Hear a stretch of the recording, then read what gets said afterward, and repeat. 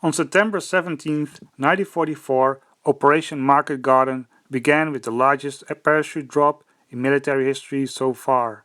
Tens of thousands of American and British paratroopers descended all along the route from Eindhoven to Arnhem.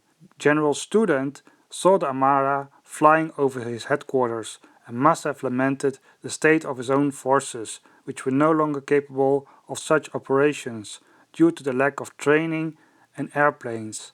The only thing his paratroopers could do was to await the inevitable bombardment before the breakout of the British ground forces.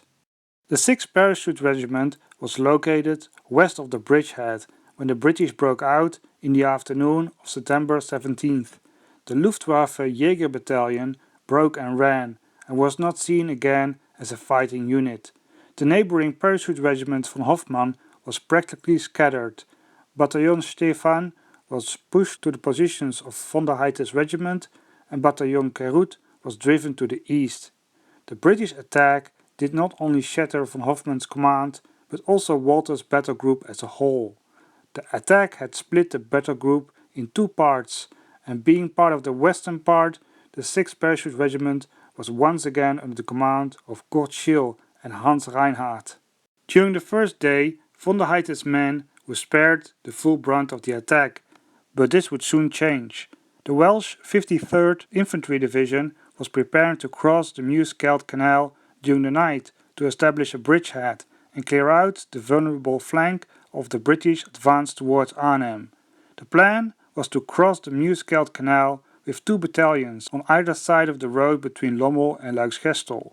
The 1st Battalion of the East Lancashire Regiment would attack on the left flank, and the 7th Battalion of the Royal Welsh Regiment would attack on the right flank against the 2nd Battalion of the 6th Parachute Regiment, which fielded 3 companies on the canal front.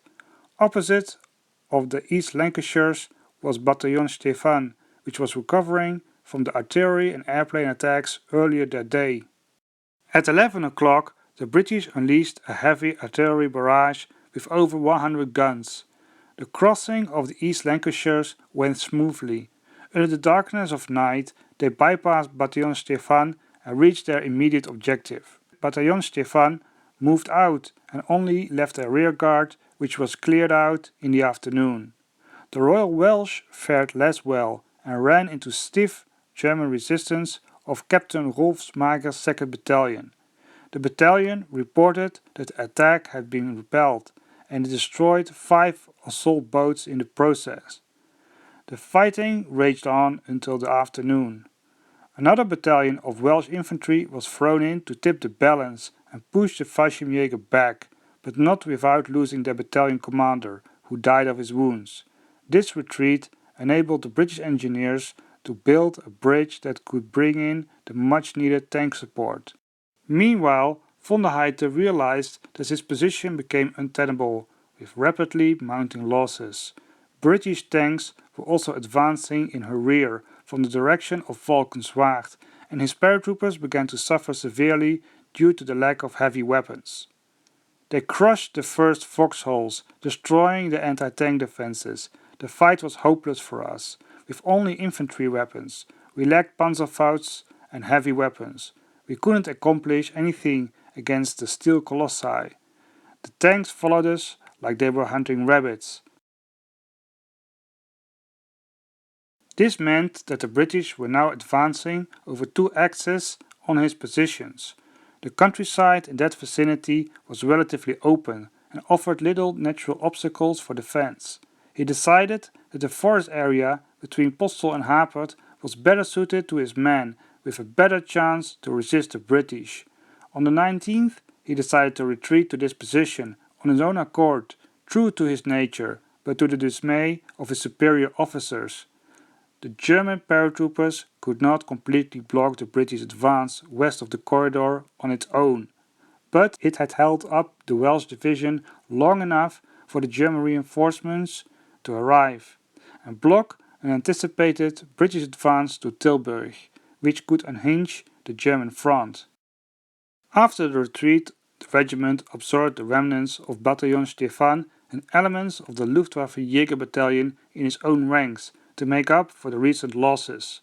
The regiment went through some very rough combat in the previous 2 weeks, and von der Heydte even claimed on September 18th that his companies were down to 40 men each. The question is how depleted the regiment actually was at this stage. Each company should have 4 officers, 31 NCOs and 131 men, according to the official table for a German parachute company established on May 1st, 1944. According to 2 other official establishment tables, the battalion, staff and signals platoon would have altogether comprised of 3 officers, 3 clerks and roughly 25 NCOs and 102 men. Altogether, a battalion would have around 800 men in all ranks. On September 24th, the regiment had the following battalions on the roster. The 1st Battalion with 6 officers, 169 NCOs and 557 men. This meant that this battalion was slightly below strength in terms of men, but slightly over strength in terms of junior officers. It significantly lacked officers though. The 2nd Battalion had 9 officers, 160 NCOs and 650 men.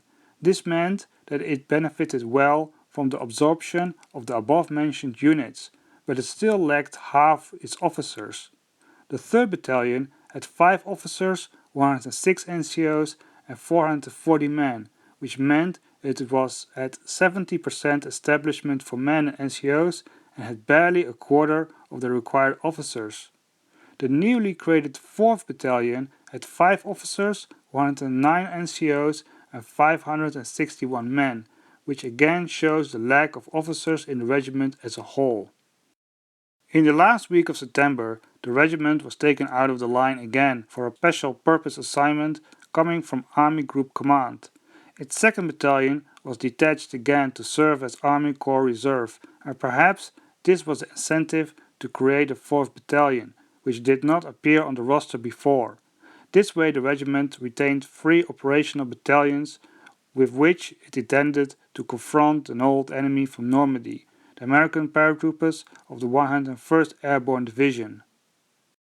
We want to give special thanks to Christoph Wiedmann-Awender for kindly sharing the official establishments of German parachute units. Check out his website, World War II Day by Day.